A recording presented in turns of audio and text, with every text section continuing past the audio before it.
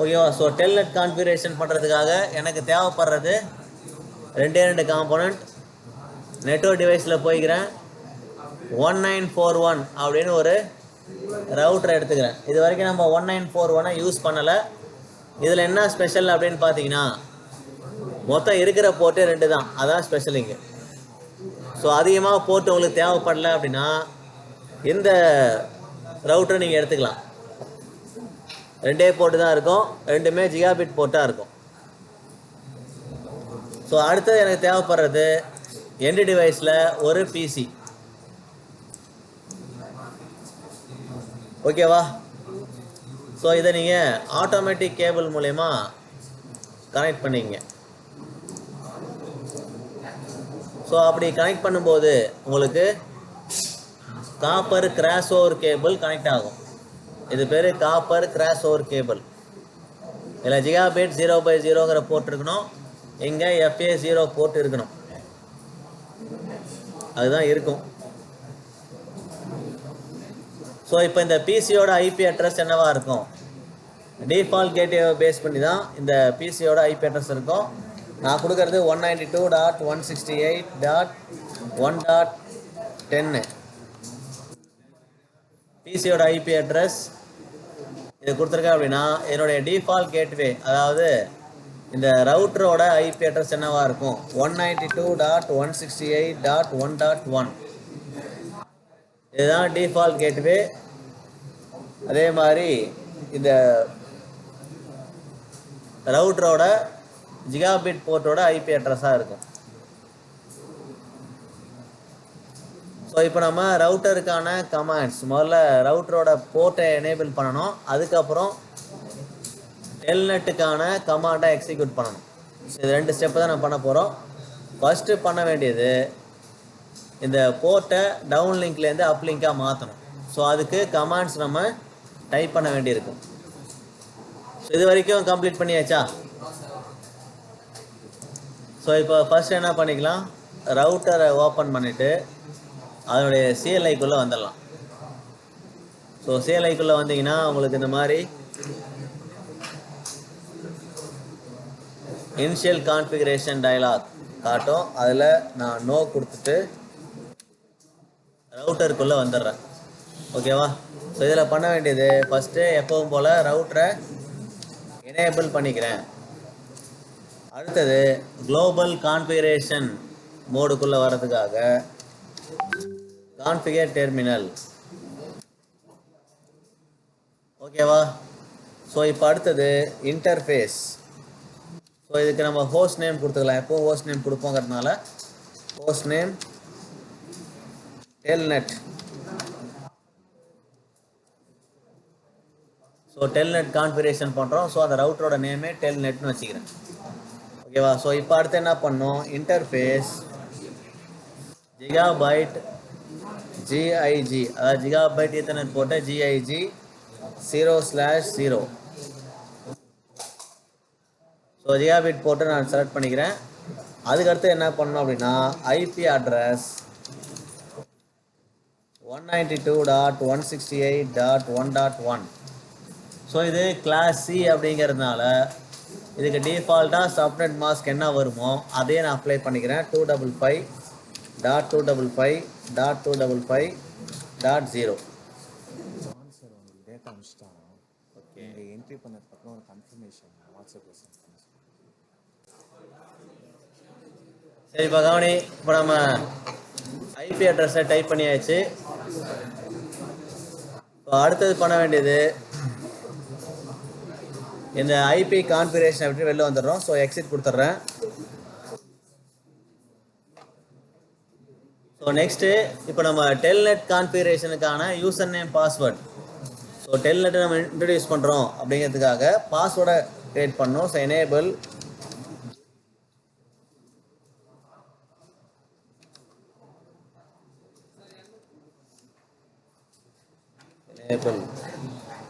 Okay. So enable, so spelling mistake பண்ணால் error தான் வரும். ஸோ எனேபிள், அதில் நான் பண்ண வேண்டியது சீக்ரெட்.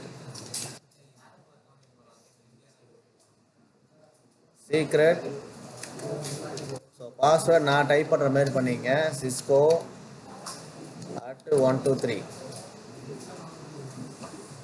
ஸோ நீங்கள் வேறு பாஸ்வேர்ட் போகிறீங்கன்னா அங்கே நீங்கள் லாகின் பண்ணும்போது அந்த பாஸ்வேர்டு கரெக்டாக டைப் பண்ணணும். அதனால் நான் இப்போ சீக்ரெட்னா பாஸ்வேர்ட் ஸோ கொடுத்துக்கிறேன். அதுக்கடுத்து என்ன பண்ணணும், லைன் விர்ச்சுவல் டெர்மினல், அதுதான் இந்த VTY லைன் விர்ச்சுவல் டெர்மினல். அப்படின்னா இப்போ நம்மளுடைய ரவுட்டரில் இருக்கிற டெர்மினலை விர்ச்சுவலாக தான் இப்போ நான் எடுத்து யூஸ் பண்ண போகிறோம். ஸோ டேரெக்டாக நம்ம லாகின் பண்ண போகிறதில்ல, விர்ச்சுவல் லாகின் தான் பண்ண போகிறோம். அதனால் லைன் விர்ச்சுவல் டெர்மினல், அதில் 0 to 4, இதில் அதிகபட்சம் பார்த்தீங்கன்னா 10 வரைக்கும் இருக்கும். நம்ம 0 to 4 அப்படிங்கிற அந்த விர்ச்சுவல் டெர்மினல் எடுத்து யூஸ் பண்ண போகிறோம்.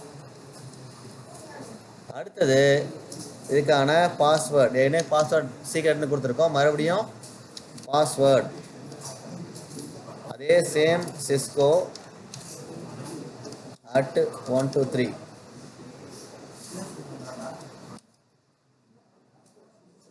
ஓகேவா? ஸோ லைன் விர்ச்சுவல் டெர்மினல், திரும்ப பாஸ்வேர்ட் 123 கொடுத்தாச்சு. அடுத்தது லாகின். ஸோ நீங்கள் அந்த ரவுட்டருக்குள்ளே போகிறீங்க அப்படின்னா லாகின் மூலியமாக தான் நீங்கள் போகணும். லாகின். அடுத்தது டிரான்ஸ்போர்ட், இன்போர்ட் டெல்நெட். இது எதுக்காக அப்படின்னு பார்த்தீங்கன்னா ஆல்ரெடி பாஸ்வேர்டு க்ரியேட் பண்ணிட்டோம். இப்போ இந்த பாஸ்வேர்ட் டெல்நெட் மூலயமா தான் நம்ம லாகின் பண்ண போகிறோம், இந்த யூசர் நேம் பாஸ்வேர்டை வச்சு. ஸோ அதுக்கான கமாண்டு தான் இந்த டிரான்ஸ்போர்ட் இன்புட் டெல்நெட். அடுத்தது இதை எக்ஸிக்யூட் பண்ணோம். EXEC execute time out.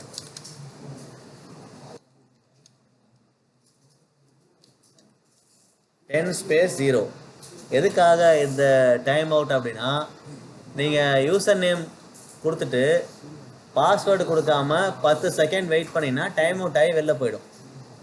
அதே மாதிரி ரொம்ப நீங்கள் லாகின் பண்ணி உள்ளே போயிட்டீங்க, 10 செகண்ட் வரைக்கும் நீங்கள் அதில் எந்த கமாண்டும் டைப் பண்ணலைன்னா டைம் அவுட் ஆகிட்டு வெளில போயிட்டு திரும்ப லாகின் கேட்கும். ஸோ அதுக்கான கமாண்ட் தான் இது. இது செக்யூரிட்டி பர்பஸுக்காக ரொம்ப நேரம் இது ஓப்பன்லேயே இருக்கக்கூடாது. இப்போ நீங்கள் எக்ஸாம்பிளுக்கு நீங்கள் ரவுட்டரில் ஒரு கமாண்ட் டைப் பண்ணுறதுக்காக ஓப்பன் பண்ணி வச்சுட்டு எங்கேயாவது போயிடுறீங்க அப்படின்னா வேறு யாரும் டைப் பண்ணக்கூடாது.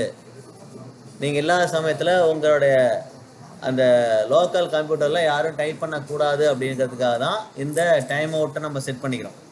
டைம் அவுட் எவ்வளோ செட் பண்ணிக்கலாம், நார்மலாக செட் பண்ணுறது 10 செகண்ட். ஸோ இப்போது எக்ஸிட் கொடுத்துட்றேன். அதுக்கு அடுத்தது சர்வீஸ் பாஸ்வேர்ட் என்கிரிப்ஷன். எதுக்காக இந்த கமாண்ட் கொடுக்குறோம் அப்படின்னா, பாஸ்வேர்ட் டைப் பண்ணும்போது யாரும் பார்க்க முடியாது, ஏன்னா டாட்டா தான் அங்கே டைப் ஆகும். அதுக்காக தான் இந்த கமாண்ட் சர்வீஸ் பாஸ்வேர்ட் என்கிரிப்ஷன்.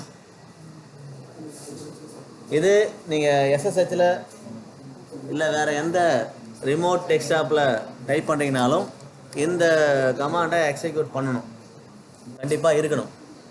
ஏன்னா நீங்கள் டைப் பண்ணும்போது உங்கள் பாஸ்வேர்டை யாரும் பார்த்துடக்கூடாது. அதுக்காக நீங்கள் டைப் ஆகும்போது டாட்டா டைப் ஆகும், இல்லை டைப் பண்ணுறதே தெரியாது. நீங்கள் பாட்டு கரெக்டாக பாஸ்வேர்ட் டைப் பண்ணிட்டு என்டர் பண்ண வேண்டியதான். ஸோ அங்கே டைப் ஆகுது அவ்வளோன்னு நீங்கள் யோசிக்க தேவையில்லை. ஸோ கடைசியாக எண்டு கொடுத்துடலாம். எண்டு கொடுத்துட்டு ரைட் மெமரிக்காக W கொடுத்தாலும் ஆகும், ரைட் மெமரி ஃபுல்லாக டைப் பண்ணலாம், WMன்னு கொடுத்தாலும் ஆகும். இது இன்னொரு டைப், ரைட் மெமரியை இப்படியும் டைப் பண்ணலாம், W_M. வெறும் W கொடுத்தாலும் ஆகும். உங்களுக்கு தெரியணுங்கிறதுக்காக நான் மறுபடியும் கொடுத்தேன். இந்த மாதிரி கொடுக்கலாம். நிறையா ஷார்ட்கட் இருக்குது, அதில் இது ஒரு ஷார்ட்கட். ஓகேவா? ஸோ இப்போ நம்ம கான்ஃபிகரேஷனே கம்ப்ளீட் பண்ணியாச்சு, இவ்வளோதான். ஸோ ரவுட்டருக்கான கான்ஃபிகரேஷன் முடிஞ்சுது. இப்போ அடுத்து என்ன பண்ணோம், ரவுட்டரை க்ளோஸ் பண்ணிவிட்டு பிசிக்கு போய் அங்கே லாகின் பண்ண வேண்டியதான் டெல்நெட் மூலயமா. ஓகேவா? ஸோ இதை என்ன பண்ணிக்கிறேன், நான் க்ளோஸ் பண்ணிடுறேன். இதை நான் அப்படியே காப்பி பண்ணி பேஸ்ட் பண்ணிக்கிறேன் ஃபஸ்ட்டு. அது ஏன் எனேபிள் ஆகலை அப்படின்னா, நம்ம நோ ஸ்டேட்னு ஒரு கமாண்டு கொடுக்க மறந்துட்டோம். ஒன்றும் இல்லை, அப்படியே இங்கே சிஎல்ஐக்குள்ளே போயிட்டு இங்கேயே நோ செட்டு கொடுக்கலாம். இங்கே பாருங்கள், இப்படி கொடுக்கலாம்.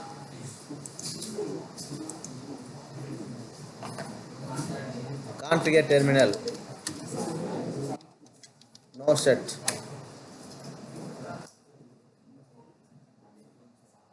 ஸோ அந்த இன்டர்ஃபேஸ் கொடுக்கணும்.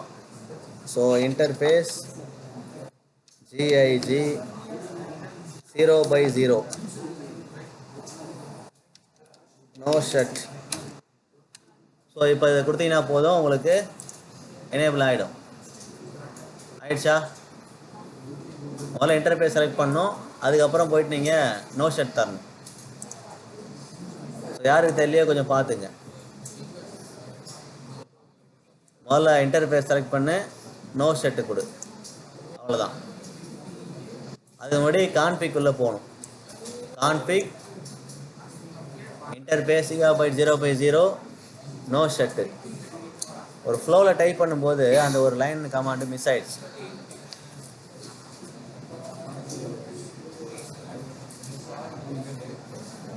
ஸோ முடிச்சாச்சா? ஃபஸ்ட்டு டைப் பண்ண வேண்டியது கான்ஃபிக் டி, அதுக்கப்புறம் no set. So no set கொடுத்தீங்கன்னா வராது, இன்டர்ஃபேஸ் கொடுக்கணும். இன்டர்ஃபேஸ் செலக்ட் பண்ணிவிட்டு அப்புறம் நோ செட் கொடு.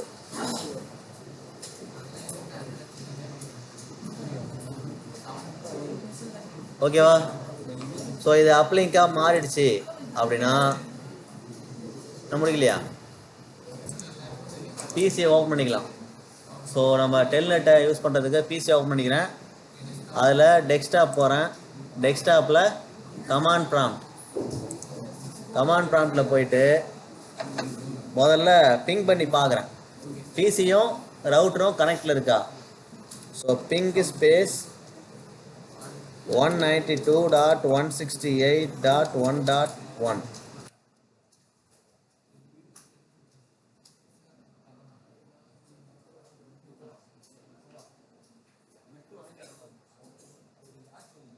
நாலுமே டைம் அவுட் தான் வருதா?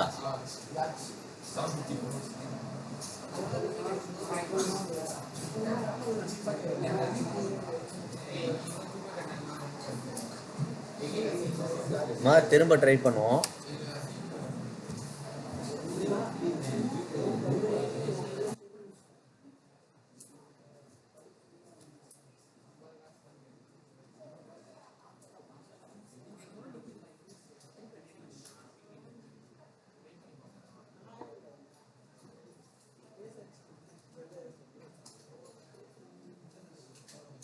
ஸோ இப்போது அடுத்து என்ன பண்ண போகிறேன் அப்படின்னா, நான் டெல்நெட்டை டேரெக்டாக லாகின் பண்ணி செக் பண்ண போகிறேன். ஸோ கனெக்டிவிட்டி செக் பண்ணுங்கிற அவசியம் இல்லை. டெல்நெட், ஸோ டெல்நெட் டைப் பண்ணுங்கள். டெல்நெட் டைப் பண்ணிவிட்டு எதை நம்ம கான்டாக்ட் பண்ண போகிறோமோ அந்த ரிமோட் சிஸ்டமோட ஐபி 192.168.1.1. ஸோ ரிமோட் டெஸ்க்டாப் அப்படிங்கிறது நம்ம ரவுட்டர் தான் ரிமோட் டெஸ்க்டாப்.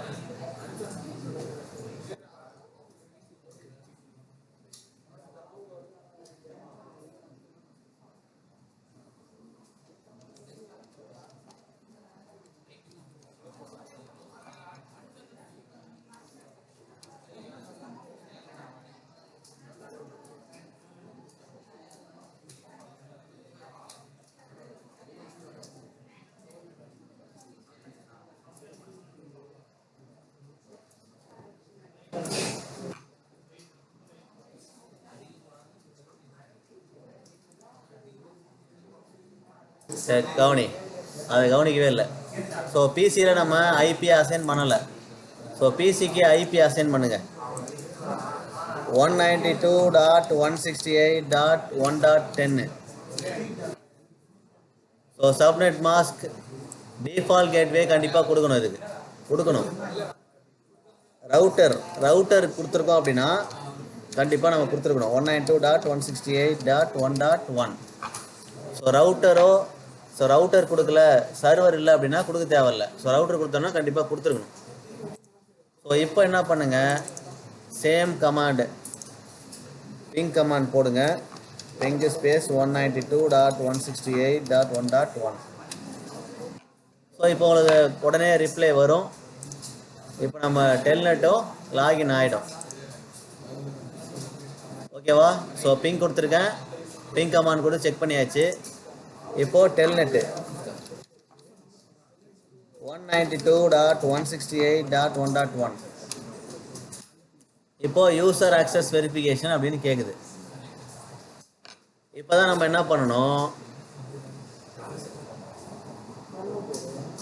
நம்ம ஏற்கனவே ஃபிக்ஸ் பண்ணி வச்சிருக்க பாஸ்வேர்டை இங்கே டைப் பண்ணணும்.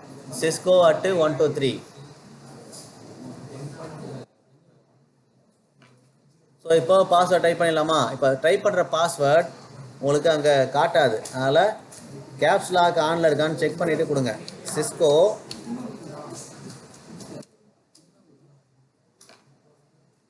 பாருங்கள், டைம் அவுட் ஆகிடுச்சு, 10 செகண்ட் ஆகிடுச்சு நான் வெயிட் பண்ணி. அதனால் திரும்ப டெல்நெட்டு கொடுத்துக்கிறேன், ஆட் பண்ணிக்கிறேன். cisco@123 டைப் பண்ணிவிட்டு என்ட்ரு கொடுக்குறேன். ஸோ என்ட்ரு கொடுத்தோன்னே ரவுட்டர் எனக்கு டிசியில் கனெக்ட் ஆகிடுச்சு. ஸோ சரியாக கனெக்ட் ஆகிருந்துன்னா எனேபிள் கமாண்ட் கொடுத்தீங்கன்னா ரெஸ்பாண்ட் பண்ணும். மறுபடியும் பாஸ்வேர்ட் கேட்குது இல்லையா, இதுக்கு cisco@123 கொடுங்க. ஸோ இப்போது கான்ஃபிகர் டெர்மினல் போயிடலாம். அடுத்து ஹோஸ்ட் நேம் நான் இங்கேயே போய் மாற்ற முடியும். Host name SK. So type பண்ண முடியுதா? 2 தடவை பாஸ்வேர்டு கேட்கும். கான்ஃபிகுள்ளே போனால் ஒரு பாஸ்வேர்டு கேட்கும், சேம் பாஸ்வேர்டு தான், ரெண்டுத்துக்குமே ஒரே பாஸ்வேர்டு, cisco@123. ஸோ நீங்கள் ரவுட்டரில் போயிட்டு அதனுடைய கமாண்டை டைப் பண்ணுறதுக்கு பதிலாக பிசிலேருந்து இப்போ நம்ம அக்சஸ் பண்ண ஆரம்பிச்சிட்டோம். ஓகேவா? இவ்வளோ தான் டெல்நெட். இந்த ஃபுல் கமாண்டும் நீங்கள் டைப் பண்ணலாம்.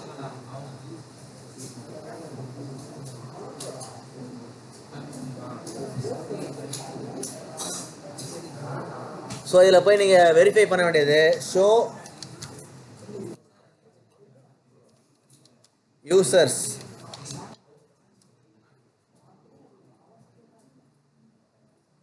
ஸோ இதை எக்ஸிட் கொடுங்க.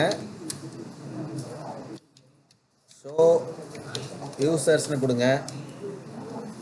ஷோ யூசர்ஸ் அப்படின்னு கொடுத்தீங்கன்னா யார் யார் யூசர் அப்படிங்கிறது காட்டும். யூசர் நம்ம தனியெல்லாம் யாரையும் கிரியேட் பண்ணல, அதனால் உங்களுக்கு இப்படி தான் வரும். விர்ச்சுவல் டெர்மினல், லைன் விர்ச்சுவல் டெர்மினலில் ஹோஸ்ட் ஐடியல் 134 நம்ம 0 to 4 தான் கொடுத்துருந்தோம் இல்லையா, அதில் 134.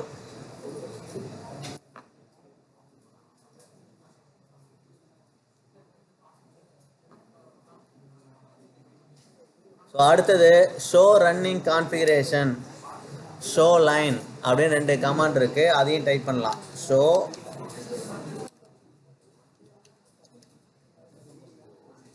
ரன்னிங்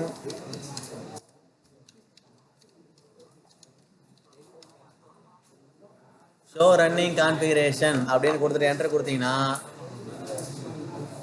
இங்கே கான்ஃபிகரேஷன் எதுவுமே ரன் ஆகலை. அதுக்கு என்ன பண்ணோம்,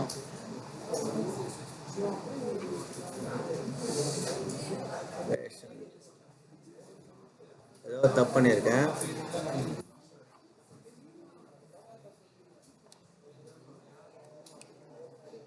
ஷோ லைன் கொடுங்க.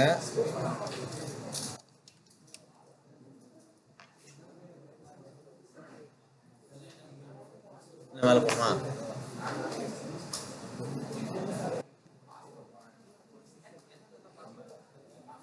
ஷோ யூசர்ஸ் கொடுங்க, ஷோ லைன் கொடுங்க. ரன்னிங் கான்ஃபிகரேஷன் கமாண்ட் இங்கே ஒர்க் பண்ணல. ஸோ நம்ம ஷோ யூசர்ஸ் ஷோ லைன் கொடுத்து பார்க்க சொன்னேன். அதே மாதிரி நம்ம ரவுட்டருக்குள்ளே லாகின் ஆகி உள்ளே வந்துட்டோம். ஸோ ரவுட்டர் கமாண்ட்லாம் டைப் பண்ணி பார்த்துட்டோம். ஸோ நமக்கு இப்போது லாகின் கிடச்சிருச்சு, ரிமோட் லாகின் பண்ணியாச்சு டெல்நெட்டை யூஸ் பண்ணி. ஸோ இதே கான்ஃபிகரேஷனை நம்ம சுவிட்சில் அப்ளை பண்ணி பார்ப்போம். ஓகேவா?